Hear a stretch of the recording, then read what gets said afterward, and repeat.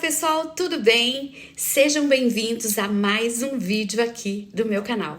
Eu sou Jaque Galuban e hoje eu estou aqui para trazer para vocês essa notícia hoje, gente. 22 de agosto de 2023, às 21h40, foi enviado para o Diário Oficial da União os editais da Câmara para serem publicados. Então, edital da Câmara Federal. Então, se você estava esperando por esse concurso, já fica aqui, que eu já vou fazer uma análise dos 4 editais lançados para você e vou te dar dicas de como você pode se preparar para esse concurso.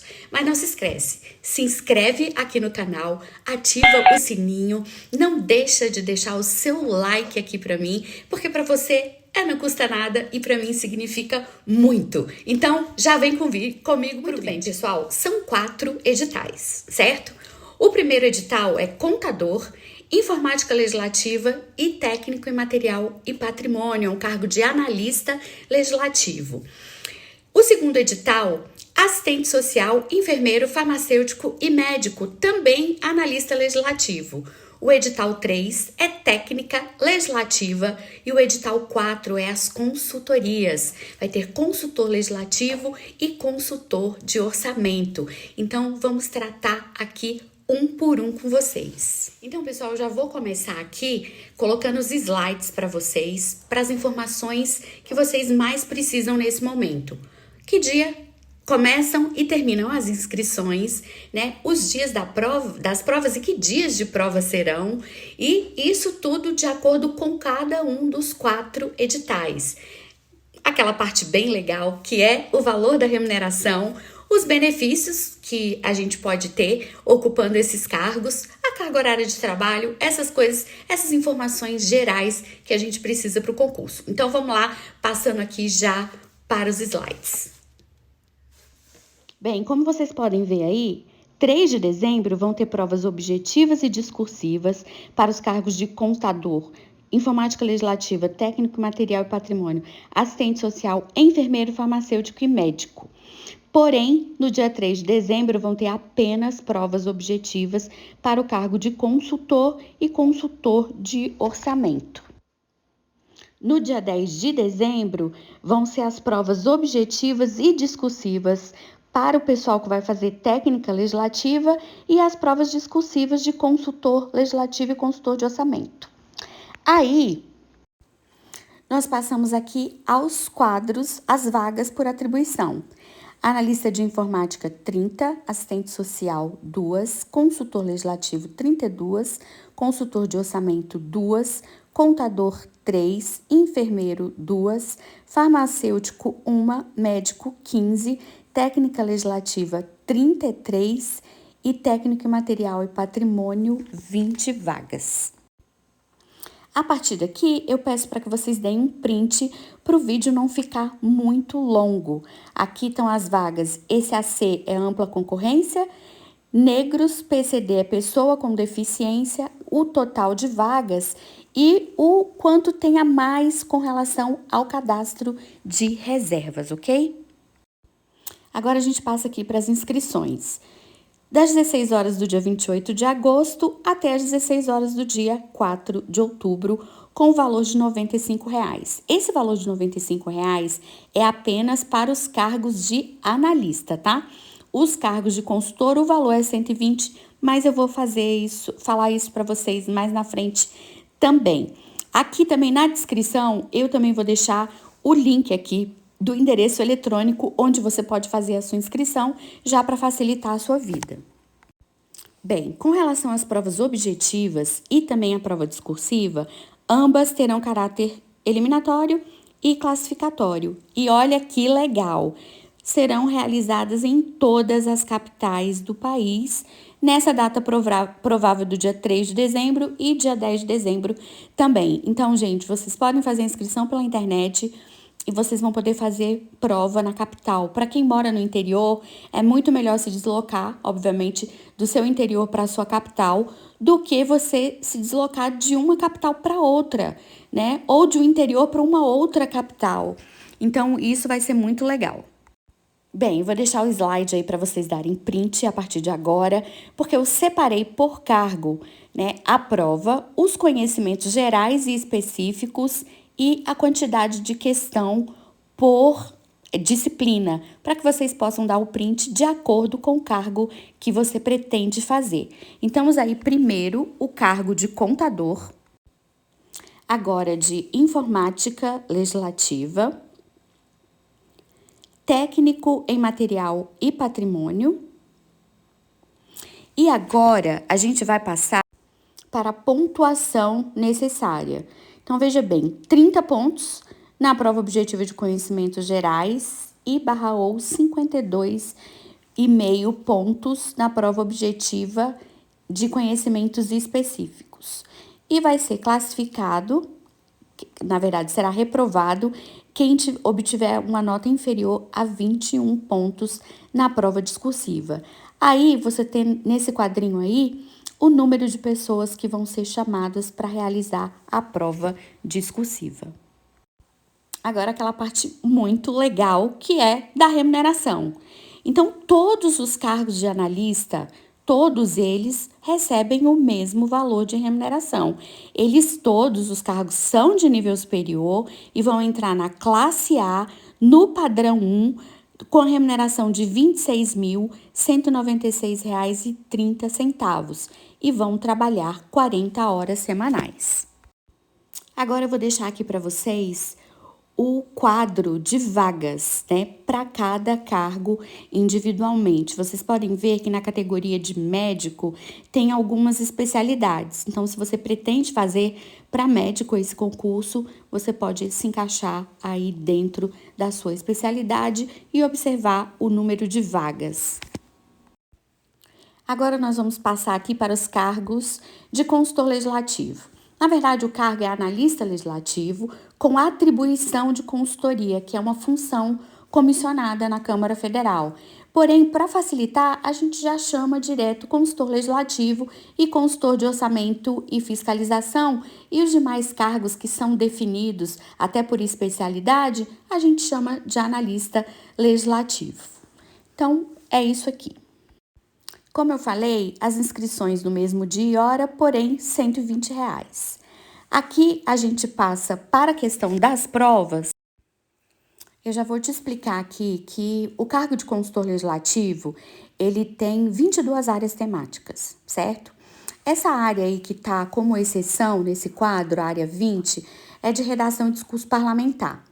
Porém, para todas as outras áreas, você vai ter exatamente esse quadro aí com relação à prova. Os conhecimentos específicos vão ser de acordo com a área que você escolher.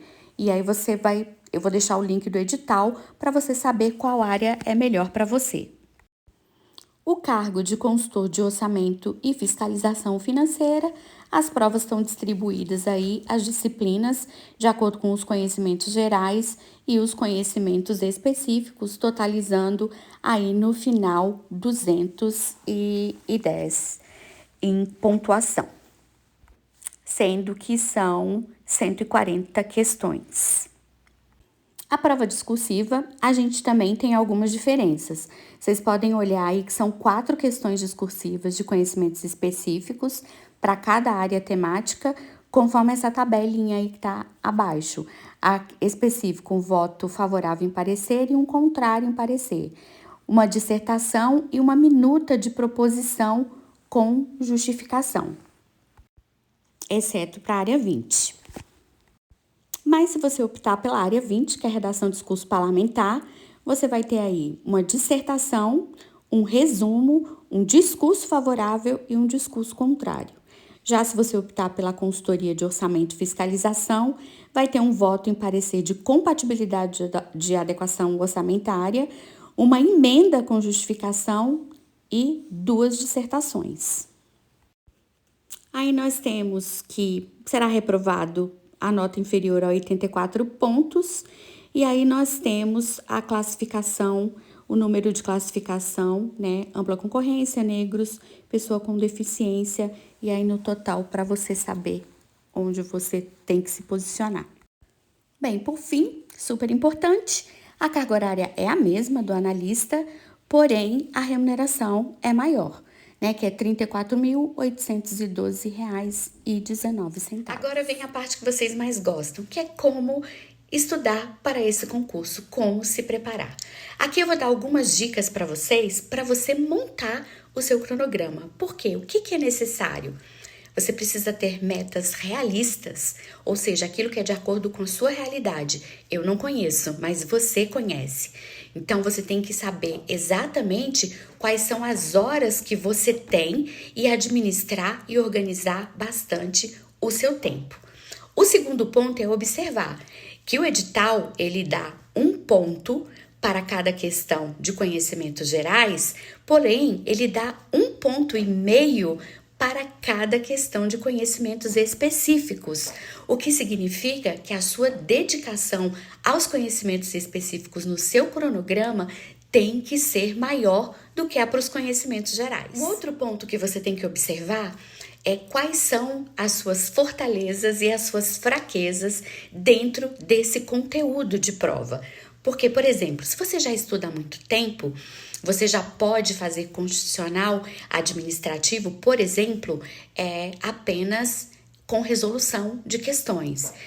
FGV é muito pesada em português e serão 15 questões.